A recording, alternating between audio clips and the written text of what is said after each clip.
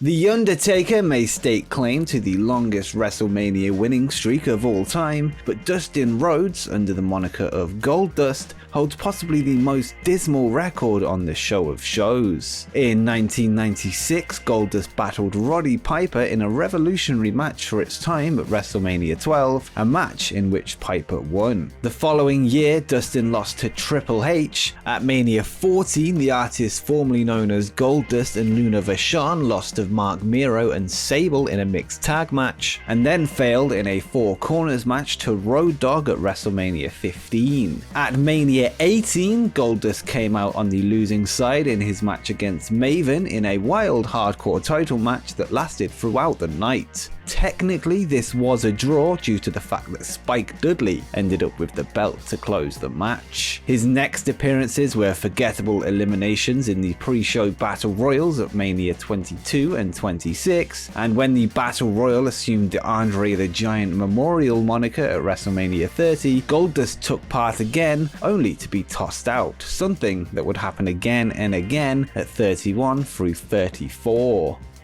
Christian does have arguably some of the most memorable Mania matches on this list. Predominantly, it was his first two appearances at WrestleMania 2027 that really showcased him to his peeps, as he and Edge won two instant classic triple threat tag team title matches for 2 years straight. First in a triangle ladder match, and then of course in the legendary TLC match. At WrestleMania 18, Christian came up short in his match with DDP for the US title, but snuck in a hardcore title win, only to lose it as he attempted to bail from the arena to Maven. Christian's next WrestleMania appearance took place at 20, where he defeated his now fellow AEW roster member Chris Jericho in a grudge match. His three final WrestleMania appearances came at WrestleMania 21, 25 and 26, where he came up short in 3 attempts to capture the Money in the Bank contract. Despite a low-key WrestleMania debut as a lumberjack at WrestleMania 25's Tag Team Unification match, wrestling's All-American American Jack Swagger won WrestleMania 26's Money in the Bank ladder match, a match that was without question his biggest Mania moment. Swagger then served as Michael Cole's cornerman for his battle against Jerry the King Lawler, a low point in Swagger's Mania career at 27. Swagger then got back in the ring at WrestleMania 28 as part of Team Johnny, defeating Teddy Long's representatives to secure John Laurinaitis' place as general manager for both Raw and SmackDown. WrestleMania 29 was one of Swagger's biggest bouts as he challenged Alberto Del Rio for the World Heavyweight Championship, coming up on the losing end. Swagger and Cesaro failed to win the Tag Team Championships at WrestleMania 30. In a sign of how his WWE career had declined, Swagger appeared in the Andre the Giant Memorial Battle Royal at WrestleMania 31 and 32, losing both matches. Matt Hardy's early WrestleMania appearances were as part of a tag team with his brother Jeff Hardy. At WrestleMania 15, they came up short in a Tag Team Championship #1 Contenders Battle Royal, but then put on a show stealer at both WrestleMania 2017, battling the teams of Edge and Christian and the Dudley Boys in 2 unforgettable appearances in the aforementioned triangle matches. They changed the tag team scene forever with those bouts, but came up short in both. The Hardy Boys' inability to win the WWF Tag Team Championship at WrestleMania continued at WrestleMania 18, when they lost in a 4 corners elimination match to Billy and Chuck. At WrestleMania 19, Matt Hardy wrestled his first WrestleMania singles match, successfully defending the Cruiserweight Championship against Rey Mysterio. He then competed in 2 back-to-back Money in the Bank ladder matches at WrestleMania 22 and 23, failing to secure the coveted contract both times. WrestleMania 25 saw Matt defeat his own brother in an Extreme Rules match, and at WrestleMania 26, Matt competed in his 3rd Money in the Bank ladder match, coming up short in that effort as well. He and Jeff would then return to the promotion as the surprise participants in a tag team ladder match, winning the Raw tag team titles at WrestleMania 33. The following year, Matt would come out on top in the Andre the Giant Battle Royal, but was then eliminated from the match at WrestleMania 35. Going by the name Rusev, Miro's WrestleMania record parallels his unsuccessful career with the company, starting his run with an undefeated streak which ended at his first WrestleMania where he dropped the US Championship to big match John Cena. The next year, Rusev fared a little bit better, teaming with his League of Nations teammates Sheamus and Alberto Del Rio to defeat the New Day at WrestleMania 32. At WrestleMania 34, Rusev lost a fatal 4-way for the United States Championship, and a year later he experienced another fatal 4-way loss with his partner Shinsuke Nakamura to the then SmackDown Tag Champs, the Usos. Paul White, also known as The Big Show, had a spotty WrestleMania career. His wretched WrestleMania record began at WrestleMania 15 with a disqualification loss to Mankind. The following year at Mania 2000, The Big Show had a premium spot on the card in the Fatal 4-Way main event, although he only lasted 5 minutes in the match before being eliminated by The Rock. His next 3 WrestleMania appearances were equally as poor, as he lost to Kane at 17, fell victim to The Undertaker's streak at 19 in a handicap match with A-Train, and dropped the US strap to John Cena at 20. WrestleMania 21 delivered arguably his lowest point, as he lost a worked sumo match to sumo superstar Aki Bono. The abhorrent losing streak finally ended at WrestleMania 22 when he and Kane defeated Chris Masters and Carlito for the World Tag Team Championships. The following year, Show was knocked out by Floyd Money Mayweather in another celebrity match. After losing to John Cena in a triple threat title match that also included Edge at 24, Show finally managed to hit another win as part of the Show Miz tag team alongside The Miz in a short tag team championship throwaway, this being against Morrison and R-Truth at WrestleMania 28. Show continued his winning ways the following year in an 8-man tag match against The Core. WrestleMania 28 was one of Show's big WrestleMania moments, where he beat Cody Rhodes for the Intercontinental strap, but followed up with 2 losses in a row to The Shield at 29 before being eliminated from the Andre the Giant Memorial Battle Royal at 30, although he did manage to win the match the following year at WrestleMania 31, only to lose in the same match for the 2 following years, which concluded his Mania appearances.